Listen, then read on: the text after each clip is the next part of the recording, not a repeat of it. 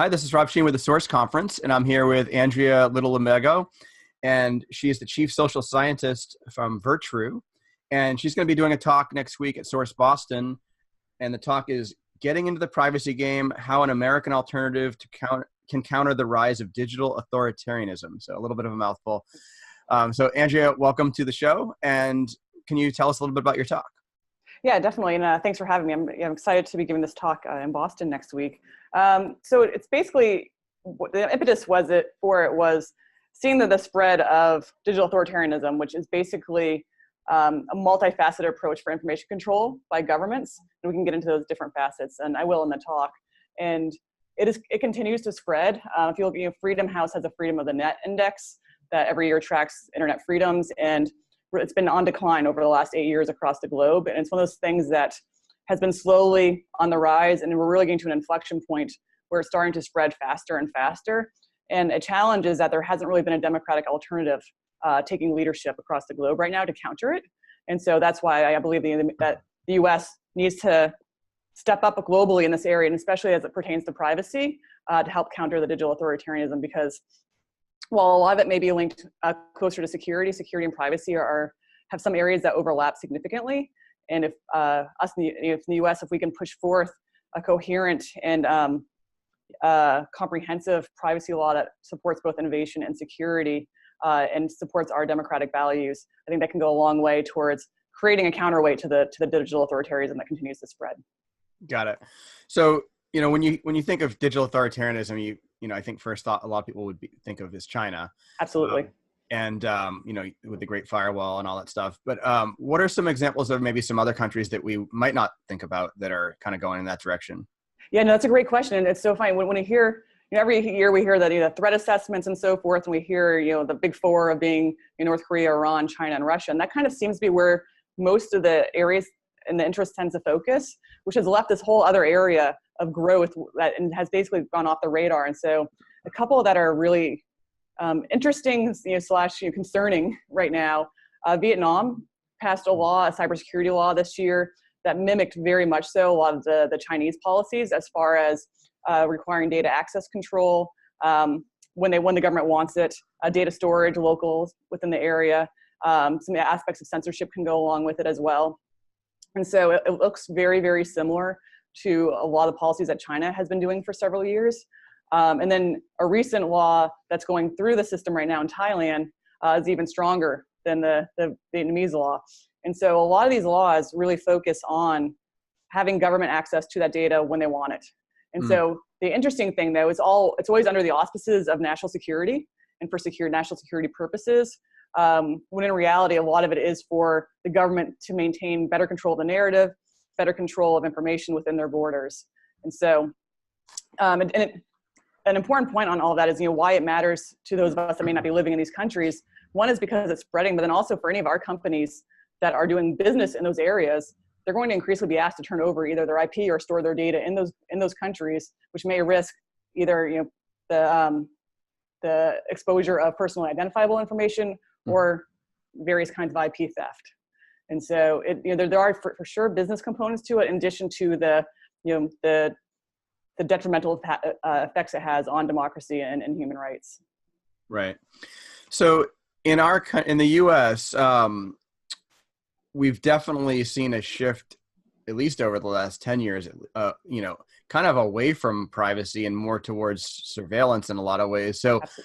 Are we even in a good position to be, making this, call? Well, so that's, it's a great point. And on the one hand, there are definitely aspects that we need to work on domestically to ensure that we, are more so the beacon of freedom of the internet and freedom of expression in that area. But at the same time, compared to a lot of these other countries, we still are very much more so open. And so part of it is relative, and we do have a high bar in the United States. And we should not lower that bar. That is one of the things that attracts other folks around the world to want to copy and borrow some of our policies. But what's interesting is that especially in social media, and as some of the data brokers, and as we've had breach after breach with Equifax and Marriott and some of the other ones that expose a lot of personally identifiable information, there's been a really big public opinion shift in the United States over the last year.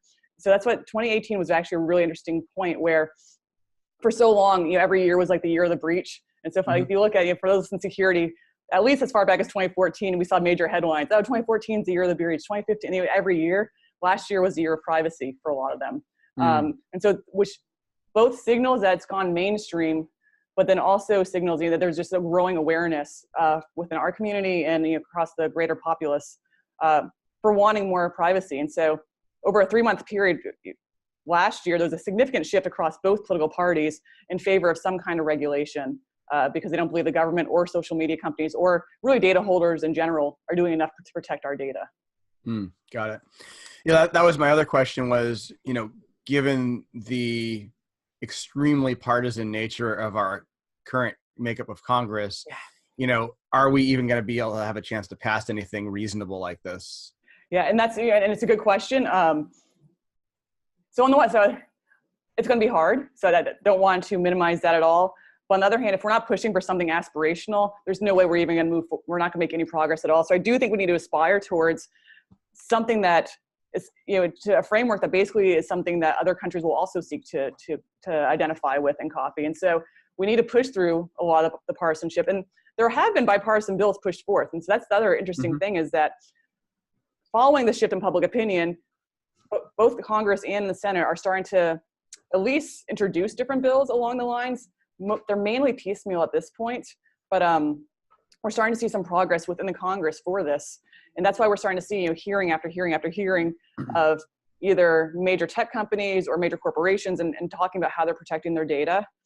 And then I would say the other interesting trend that's also that sort of is a forcing function for our Congress is that because we're lacking a federal privacy law, the states are taking it on themselves to introduce their own laws. And so as that's going on, especially the California Consumer Privacy Act is really the big one. With that coming into effect next year, more and more companies now are pressuring our government to do something more federal because what's happening for them is these laws are popping up. Vermont has passed a data broker law.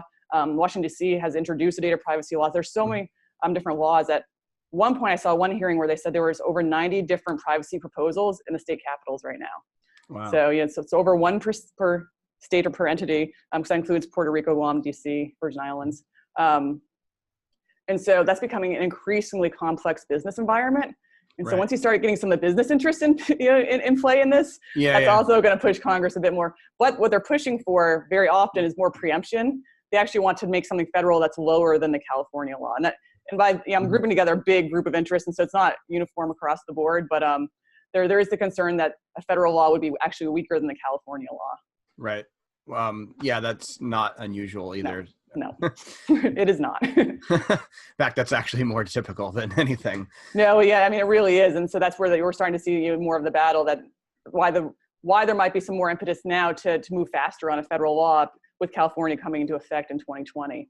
And so that's where you might see some of the urgency. So it wouldn't necessarily be something that Congress would pursue on its own necessarily, given the nature, as you noted. But there are these external forces. And then the other external force that I think is really important is the GDPR from Europe. Yeah. So as corporations have had to deal with that, and that serves as another stimulus to prompt a U.S. policy that could benefit and learn from some of the lessons from GDPR, but also probably tweak different areas a little bit more to handle more of the freedom of expression, First Amendment issues that we have in the United States. Yeah, kind of my first thought when we were starting to talk about this was, if you're going to have a leadership position, but we simultaneously have an administration that's kind of like, oh, America first, right? So like that's very kind of contradictory.